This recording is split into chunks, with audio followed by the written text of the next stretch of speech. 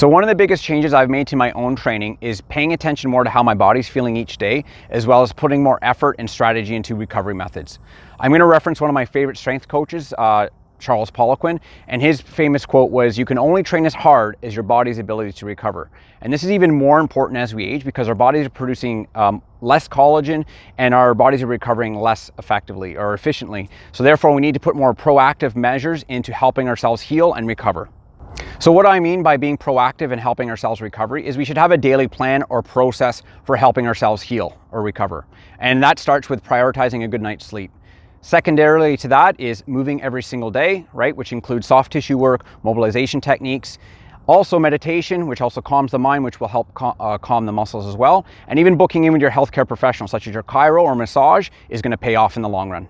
So to further illustrate the importance of recovery is I'm going to steal from another one of my favorite coaches, Dr. Kelly Starrett, and his 3I model. And what the 3I model means is the first I stands for inefficiency of movement. So if our body, we don't have the mobility, we don't move well, if we ignore that, it's eventually going to lead to incidents. And what incidents means is like incidents of pain or aches, right? So your back's hurting, your shoulders hurting, all that kind of typical stuff.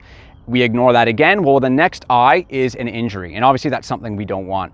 So the idea is that we always want to be paying attention to how our body's feeling, focusing on recovery and maintaining that efficiency of movement.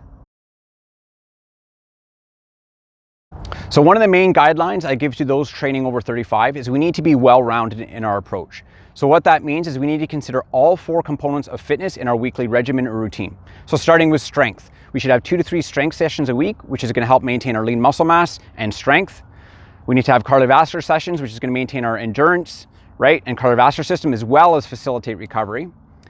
Flexibility is the 3rd component, which falls under the mobility umbrella, which means we should be doing daily mobilization techniques or stretching techniques to maintain efficiency of movement.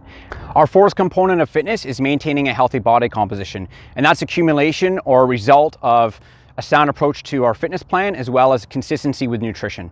And the whole point of this, guys, is that if we ignore even just one of these components, it could cause us issues down the road. So for those over 35, I believe one of the most common challenges is being consistent with their fitness regimen and fitting it into a busy lifestyle. But people often think motivation is what keeps us consistent. However, it's more than that. Motivation is usually what gets us started, but we need systems and plans in place to follow through on consistency. What I mean by having a system or strategy in place when it comes to fitness is planning ahead. For example, look at your week. Which are the busier days?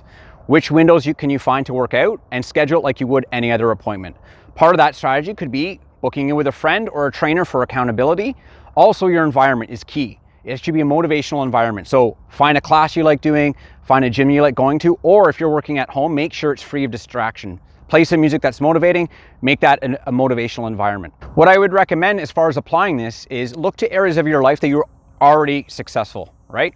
You probably already have systems and strategies and plans in place that make you successful in that area of your life. All you have to do is apply those same strategies to your fitness. I believe a main focus when it comes to training over 35 is focusing on consistency versus perfection, right? We need to be moving on a daily basis. So even if you go for a daily walk, right, 5 minutes of stretching, all that stuff is going to accumulate over time. Consistency always wins the race. So the main message I would have to those that are weight training over 35 is an individualistic approach. And firstly, I'm going to talk about mindset or a psychological realm. And that is for those that are just starting out is you want to focus on incremental improvements based on yourself and your progress. Don't compare yourself to any others. Secondarily to that is for those that are, say, getting back at it and they have more of a competitive nature, they used to be like an athlete back in college, don't compare yourself to your former self, right? Don't try to do the last workout you did 25 years ago with your gym buddies, right? That's probably going to cause some issues.